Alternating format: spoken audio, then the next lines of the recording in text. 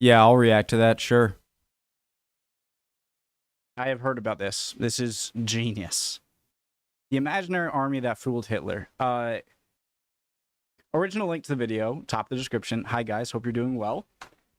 Let's learn. Let's go. 6th of June. On the morning of the 6th of June 1944, nearly 160,000 Allied soldiers landed along a 50-mile stretch of coast in Normandy, France. One of the most famous events of the Second World War, D-Day marked the beginning of the end for the Nazi occupation of Western Europe.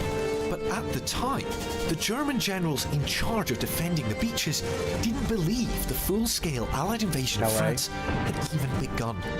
Thanks to a series of deception efforts undertaken by the Allies, the bulk of Germany's defensive forces were 150 miles away when the Normandy landings were taking place. The armies of the United Nations have made their first landings on the soil of Western Europe. Another of the great decisive battles of world history has been joined. This is D-Day. I'm here at IWM London, standing in the heart of the newly opened Spies, Lies and Deception exhibition. This part of the galleries explores how and why deception has been used in conflicts over the past century. The D-Day deceptions were massively successful, and today they offer us a brilliant masterclass in military misdirection. The aim of the D-Day deceptions was to keep German military leaders guessing about the place and time of the Allied invasion, so that the invading forces met as little opposition as possible. Guys, how early on were the Germans aware that a big Allied invasion from Britain was going to happen? Like, they're clearly trying to guess and ready. I wonder when they first found out or knew. The hope was that this would give the Allies the maximum chance of success, saving lives in the process. Magruder's principle is the idea that it's often much easier to deceive an enemy into hanging on to their pre-existing incorrect beliefs than to trick them into changing those beliefs. The D-Day deceptions would do exactly that. Although the Germans knew an invasion was coming, they did not know where and when it would take place. Hitler believed that the most likely target was the Pas de Calais, the shortest route across the English Channel, and it was this preconception that formed the basis for the deception plan. Years of war had allowed for a variety of deception methods to gradually be refined and perfected by the Allies. This culminated in July of 1943, when a top-secret group of military officers known as the London Controlling Section began planning a huge deception operation. Codenamed Operation Bodyguard, it encompassed all aspects of deception relating to the Allied invasion of France. The initial plan outlined three key objectives: to make the Pas de Calais appear to be the main target, to mask the true date and time of the invasion, and to keep German forces in the Pas de Calais region and elsewhere in Europe for at least 14 days following the initial landings. In January of 1944, the Allies formed the first United States Army Group. Based in southeast England, it was placed under the command of General George S. Patton, one of the most well-known American generals of the war.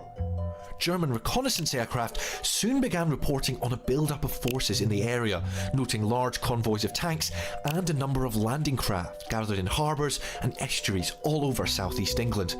I love how they think to put the tracks, the imprints in the ground. Just that extra little bit of convincing that these are the fake ones, right? And a number of landing craft gathered in harbours and estuaries all over southeast England. They also picked up on Allied radio transmissions relating the army's movements. It could only mean one thing.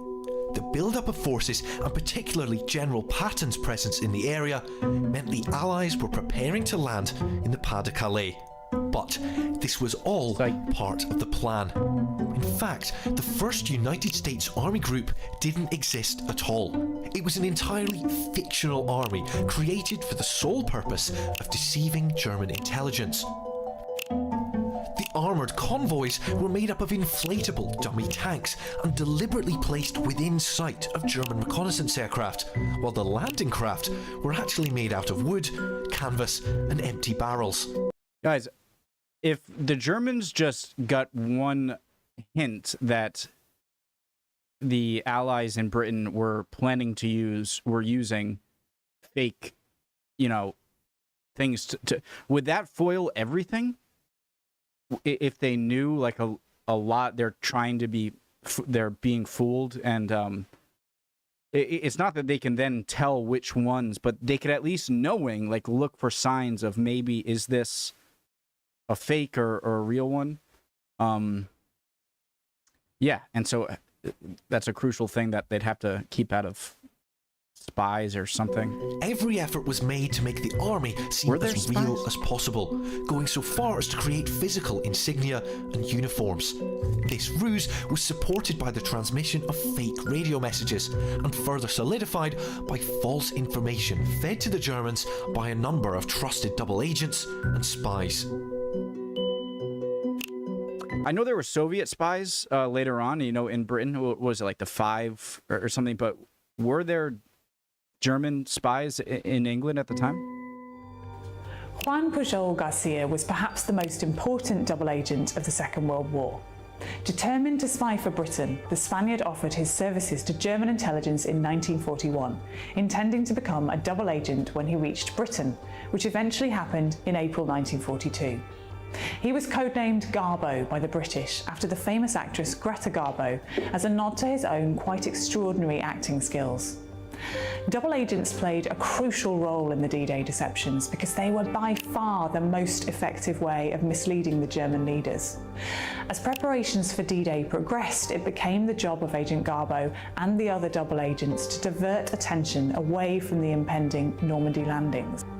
To achieve this, Pujol created a fake network of 27 imaginary informants, which enabled him to send false information by radio to his Nazi handlers on all aspects of the Allied preparation. Don't you have to also send true things? Because you're only going to have like one or two lies, because as soon as they see that you are not correct, they're going to assume something. Either you're bad or you're a double agent. So I'm assuming they would have to send some secret stuff that was true so that he can be seen as reliable to the Germans, right? By radio to his Nazi handlers on all aspects of the Allied preparations. He even managed to convince them in the days immediately following D-Day that the Normandy landings were just a ruse, intended to distract the Germans from the supposedly real invasion target, the Pas de Calais. Brilliant. This was so successful that for weeks after D-Day, German leaders kept forces that could have reinforced Normandy in the Pas de Calais area. Damn. That's good. That is genius. Waiting to repel a non-existent second invasion. That's so genius. So even when they land, they're like, no, this is the fake thing. Don't fall for it. Oh, too late. It wasn't fake. Alongside the deception efforts leading up to the invasion were further operations conducted during the landings themselves. These tactics aimed to keep the German defenders in the dark until the very last second, and make the invasion appear much larger and wider than it actually was. Enemy radar installations were either destroyed, jammed, or deceived by counterfeit presentations. The contrivance of radar signals misleading to the enemy involved at least one completely novel maneuver. These strips of aluminium are known as window. When dropped in large numbers from an aircraft, they reflect radar signals, producing a large blip on radar screens. In the early hours of D-Day, RAF aircrews dropped window over the English Channel to trick the German radar operators into thinking that two large invasion fleets were heading at a speed of 8 knots towards the French coast, northeast of the Normandy beaches. People are so smart. There can't be that many instances in history where so much planning and deception and mind games and real force implemented has ever really been carried out. This has got to be the best example of just coordinated chess like but I was gonna say, like, are they gonna have like a bunch of ships, maybe like fishing boats or something, look like they're going to Calais as well to make it seem but they're an even more ingenious idea, them doing it right here. It's They amazing. achieved this by flying repeatedly across the channel, each time dropping bundles of window a little closer to the French coast. This required accurate navigation and precision flying that was so demanding that each aircraft had 2 pilots and 2 navigators on board, working in shifts. The RAF's elite dambuster squadron was tasked with one of these difficult operations. The idea was to make the German defenders believe that Allied forces were about to land in Boulogne and Fécamp, while the real invasion fleet, hidden by radar jamming equipment, was in fact heading towards Normandy. The real invasion force was further hidden through the use of smoke screens.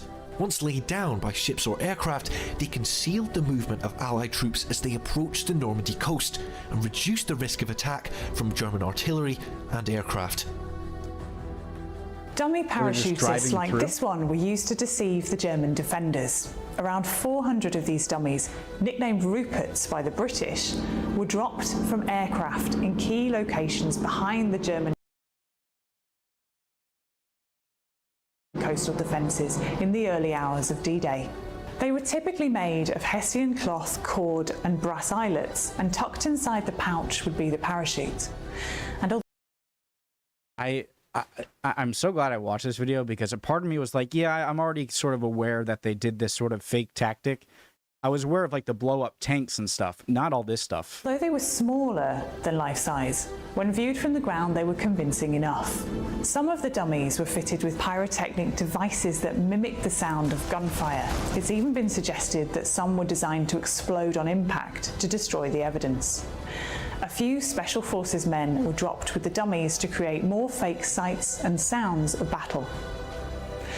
The aim of the operation to draw German troops away from the landing beaches appears to have been successful, as the German army in Normandy sent a brigade of troops to look for the parachutists inland. Despite the success of the deception operations, Allied forces still faced heavy resistance when they reached the shore. The Germans were still prepared for some kind of invasion, and they had fortified the Normandy coast with bunkers, artillery and mines. The fighting on the first day of the landings was particularly fierce, and the Allies made slow progress on some beaches. Casualties were high on both sides. However, the Allies were able to achieve their objective and establish a beachhead. D-Day was a major victory. It paved the way for the liberation of France and the eventual defeat of Nazi Germany. Unsure of the time or the place of the landings, the German forces were spread thinly across a wide stretch of coastline instead of being concentrated in Normandy to meet the invasion. When the Allies landed, they achieved precisely what they had been hoping for, the element of surprise. Some German generals were slow to respond, refusing to believe that the main invasion had really begun. There still remained a huge amount of fighting to be done following D-Day, and many challenges to be overcome before the Normandy campaign came to a close.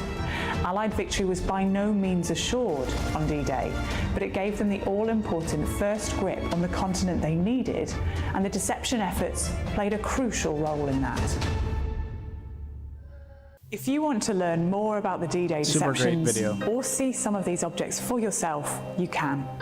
Spies, Lies and Deception is IWM London's brand new exhibition exploring some of the most successful, surprising and shocking stories of espionage and deception from the past 100 years.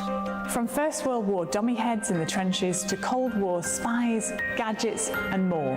This free exhibition is here until April.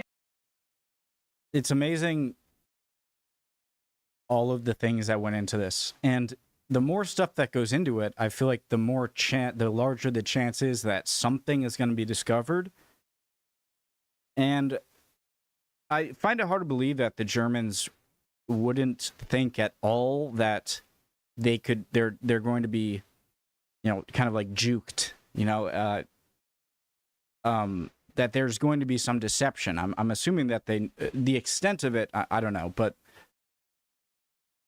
as soon as one of these things is knocked off, like fake paratroopers, fake tanks, blow-up tanks, and fake, the wooden ships designed to look like metal, serious military ships, as soon as one of those things gets out, I feel like then alarms are going to go off for looking at any possible sign of what's real and what's fake. It's just amazing. I'm sure nothing had happened prior to D-Day, nor has anything happened since, with such a coordinated, important invasion. Maybe I'm wrong, but it just seems enormous and complex. Hope you guys are doing well. Thanks if you made it this far. I'd appreciate any comments, any answers to any of the questions I had. Would really appreciate it, and I'll see you next time. Bye, guys.